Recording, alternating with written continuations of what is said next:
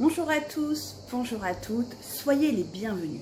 Aujourd'hui, on se retrouve pour ce deuxième épisode du challenge VAE de votre été 2020. Alors, je suis heureuse de vous retrouver après cette première vidéo où nous avons abordé le livret numéro 1. Donc, si vous avez des questions concernant le livret 1, vous pouvez vous référer à la première vidéo qui est en ligne. Aujourd'hui, on va parler de la découverte et des premiers pas dans le livret 2. Alors, pour ceux qui nous rejoignent aujourd'hui, je suis Nathalie Odia, je suis la directrice de l'organisme de formation qui se nomme Formation en Harmonie. Nous proposons des formations et des accompagnements en e-learning en ligne avec un suivi selon les formules que vous choisissez. Mais si je vous parle aujourd'hui de la validation des acquis de l'expérience, c'est surtout parce que cela fait un bon moment maintenant que je suis jury de VAE. Depuis 2012, j'ai plaisir à étudier vos livrets 2, parce qu'on les reçoit avant, et de pouvoir vous recevoir avec mes collaboratrices jury pour les oraux de VAE, notamment sanitaires, dans les domaines sanitaires et sociaux.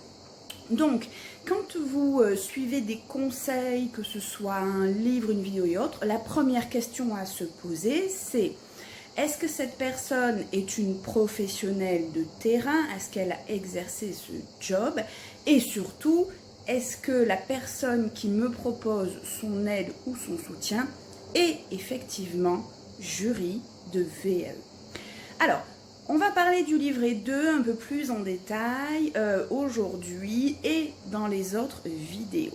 Alors, le livret 1, vous l'avez compris, c'est purement administratif, ce sont quelques infos. Ensuite, vous recevez votre recevabilité et vous vous lancez, si ce n'est pas déjà fait, dans la rédaction du livret 2. Le livret 2, il faut bien comprendre que nous, en tant que jury, on n'a aucune visibilité sur votre livret 1.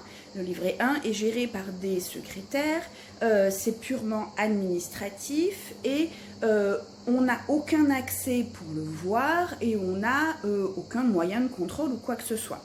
Donc vous allez trouver un petit peu répétitif, alors que dans le livret 1, vous avez détaillé vos expériences professionnelles, les adresses, ce que vous avez fait, qu'on vous redemande en début de livret 2 de redétailler vos expériences. C'est normal, parce que nous, jury, on a besoin d'appréhender votre parcours pour pouvoir étudier, analyser et vous recevoir en fonction de votre expérience, en fonction de vos compétences, de votre vécu, de voir ce que vous avez pu apprendre et dégager comme connaissances et compétences par rapport à ce que vous avez fait.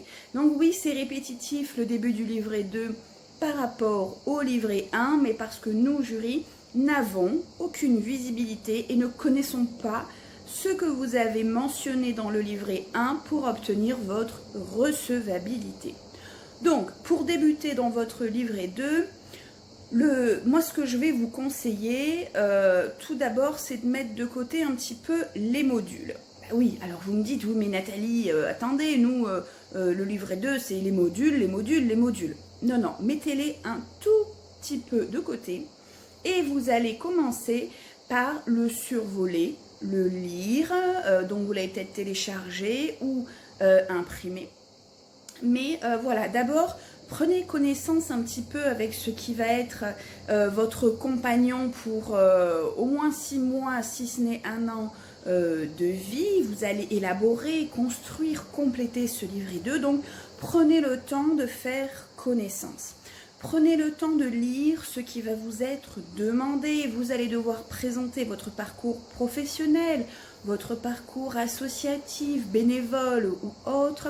Vous allez devoir présenter par écrit votre projet professionnel, votre projet de vie. Vous allez ensuite devoir expliquer les différents modules, en fait expliquer ce que vous avez appris de votre expérience au regard des différents modules. Alors, moi ce que je vous conseille, d'abord je prends le temps, c'est pas vite je survole parce que ça vient d'arriver, je suis curieuse de découvrir, mais réellement je prends le temps de feuilleter, donc soit sur mon ordinateur, soit parce que je l'ai imprimé, ce livret 2. On va me demander plusieurs fois les mêmes informations, pas de souci, c'est normal. Vous allez voir ce qu'on vous demande, vous allez voir un petit peu les questions dans les différents modules. Il faut vous imprégner globalement de tout ça. Vous allez aussi avoir joint le référentiel métier. Le référentiel métier est extrêmement important et encore plus dans une démarche de VAE. Vous devez prouver à moi, au jury, que par votre expérience professionnelle ou associative, vous avez acquis les compétences du diplôme que vous demandez.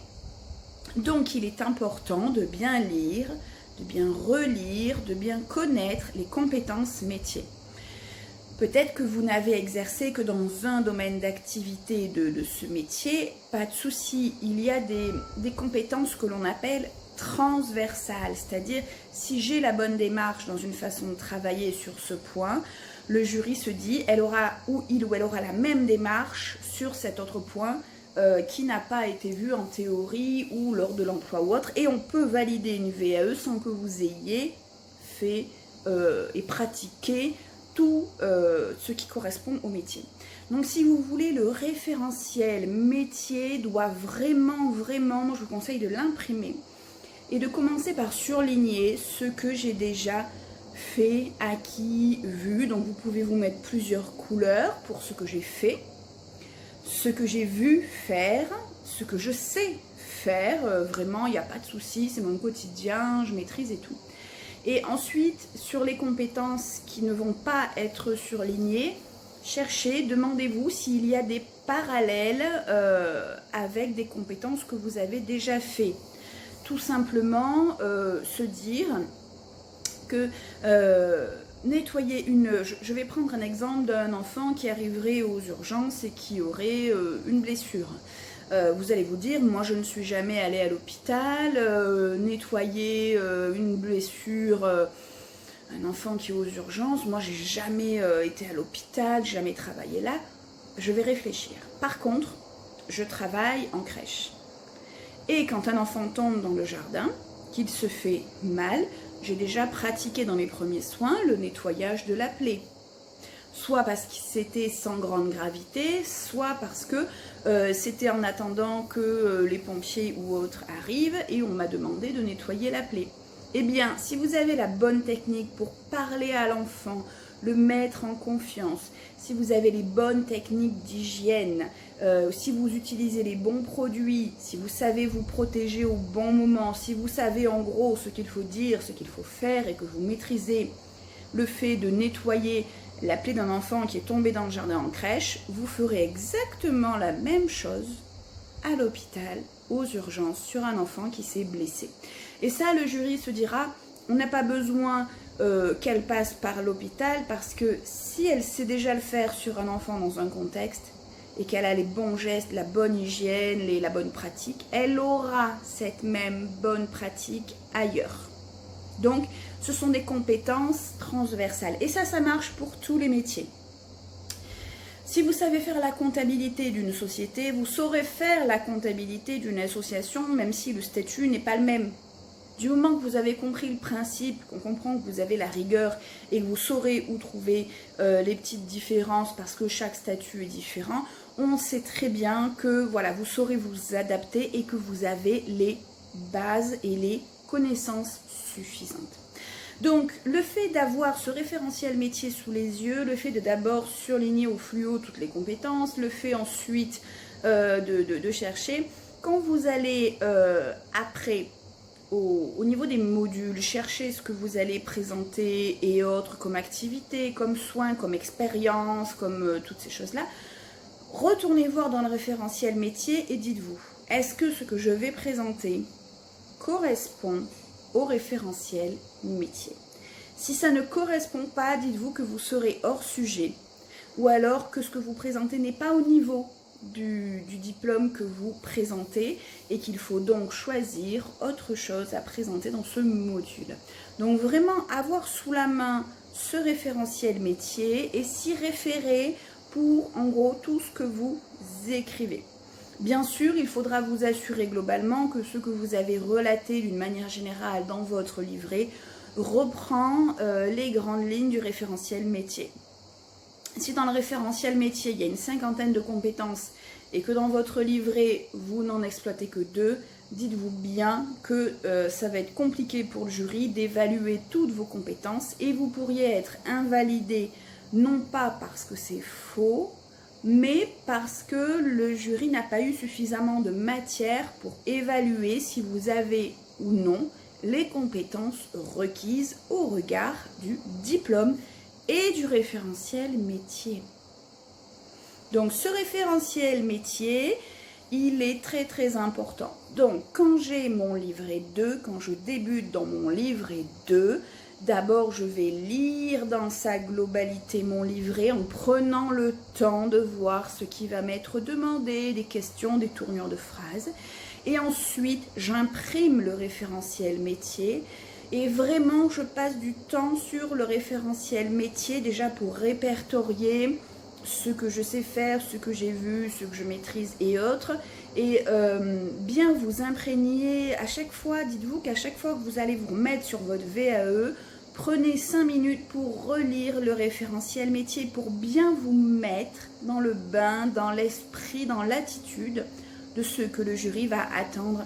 Le jury attend tout simplement de votre livret 2 une adéquation avec le référentiel métier.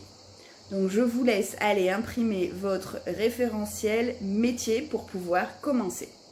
Je voudrais faire une petite parenthèse brève sur quelque chose qui est important pour moi, que l'on voit beaucoup trop en tant que jury et que je vois beaucoup trop arriver dans notre centre de formation. Le métier d'accompagnateur VAE n'existe pas au sens propre du terme. Il n'y a pas de diplôme, il n'y a pas d'études, il n'y a pas de... Normalement, il est d'usage que ce soit les professionnels du métier qui sont également jury VAE, qui fassent les accompagnements, puisqu'ils ont la compétence, ils connaissent le fonctionnement des VAE, ils savent ce qui est attendu et ils sont imprégnés de toutes les réunions que l'on a chaque trimestre en tant que jury VAE sur les modifications, la façon d'évaluer les candidats, les changements, toutes ces choses-là. Donc, il était d'usage et il n'avait pas semblé évident de créer un diplôme pour restreindre l'accès, puisque bien évidemment, en toute honnêteté, les personnes qui devenaient accompagnatrices VAE étaient des professionnels de terrain, également jury de VAE depuis plusieurs années. Malheureusement, cette brèche, on va dire, juridique dans le fait d'accompagner les VAE, c'est un petit peu su. Et certaines personnes s'autoproclament accompagnateurs VAE et créent des sociétés, des choses comme ça, alors qu'elles ne sont absolument pas jury VAE. Elles ne sont absolument pas formatrices des métiers. Ce sont juste des personnes qui ont passé une VAE. Et parce qu'elles ont passé une VAE et l'ont obtenue, s'autoproclament accompagnatrices. Alors attention, je suis désolée, mesdames, messieurs, c'est pas parce que pendant le confinement, vous vous êtes coupé la frange avec un tuto et que le résultat est assez satisfaisant, que vous êtes coiffeuse et que vous pouvez réaliser des coupes de cheveux. En plus, ce qui fait très très peur, c'est que ces personnes se prétendent la capacité d'accompagner absolument toutes les VAE. Tourisme, comptabilité, sport, éducateur de jeunes enfants, tout, absolument tout. Je suis désolée, chaque métier a ses compétences. Comment voulez-vous corriger un dossier correctement, déjà si vous ne connaissez pas les attentes du jury et si ce n'est pas votre métier. Donc je voudrais vraiment attirer votre attention sur des gens qui ont des pages Facebook, qui ont créé des sociétés et qui proposent des accompagnements VAE en se disant je suis accompagnateur VAE. Posez la question, est-ce que vous êtes jury? Est-ce que vous êtes formateur? Est-ce que vous êtes formatrice? Est-ce que vous avez exercé ce métier? Est-ce que vous avez par exemple été chef de service de personnes qui travaillaient dans ce métier? Est-ce que vous êtes réellement du terrain? Ou est-ce que vous êtes un opportuniste qui cherche malhonnêtement à gagner de l'argent en disant que simplement je passais une VAE, donc je suis capable d'accompagner toutes les VAE, tout le monde, de guider tout le monde, d'expliquer.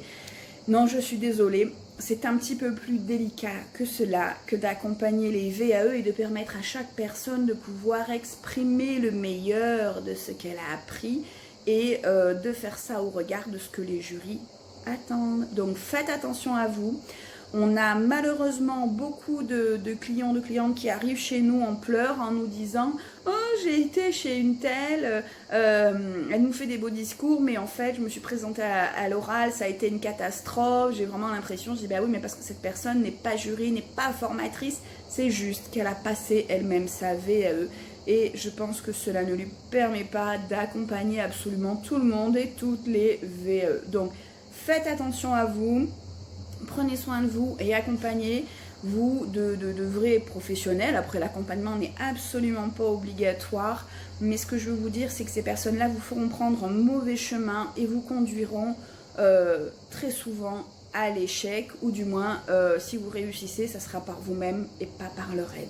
Donc faites attention à vous et suivez nos autres vidéos.